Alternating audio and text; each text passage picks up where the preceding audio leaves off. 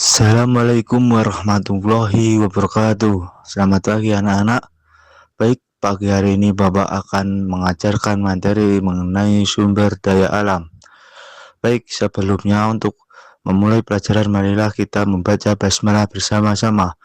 Bismillahirrahmanirrahim. Sumber daya alam. Sumber daya alam adalah segala sesuatu yang berasal dari alam dan memiliki nilai guna untuk memenuhi kebutuhan hidup manusia.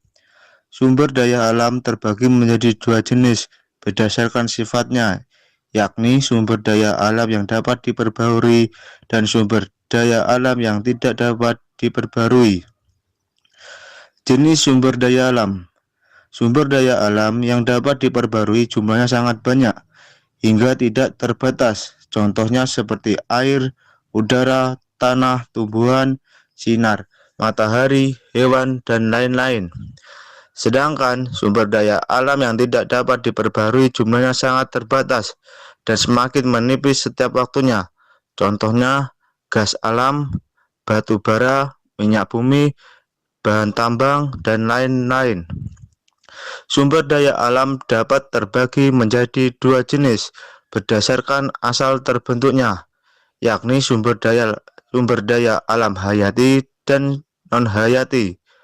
Sumber daya alam hayati berasal dari makhluk hidup, baik binatang maupun tumbuh-tumbuhan. Contohnya kayu, rotan, kapas, rempah-rempah, ikan, ayam, sapi, beras, gula, dan susu.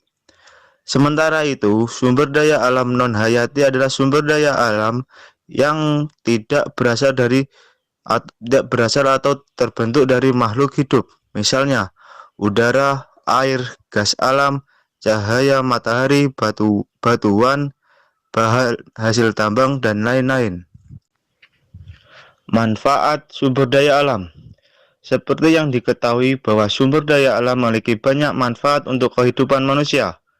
Manusia tidak akan bisa hidup tanpa adanya sumber daya alam, terutama yang sangat krusial, seperti udara, air, sinar matahari, hingga hewan dan tumbuhan.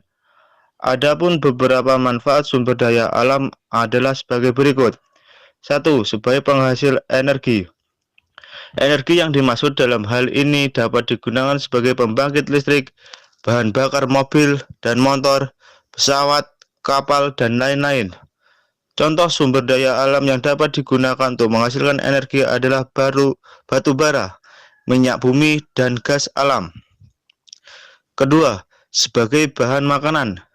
Manusia hidup bergantung pada sumber daya alam seperti hewan, tumbuhan, dan air yang dapat dikonsumsi oleh manusia. Contohnya ikan, telur, susu, daging sapi, dan lain-lain. Baik anak-anak, sekian pembelajaran dari Bapak. Bila ada kurang lebihnya mohon maaf. Assalamualaikum warahmatullahi wabarakatuh.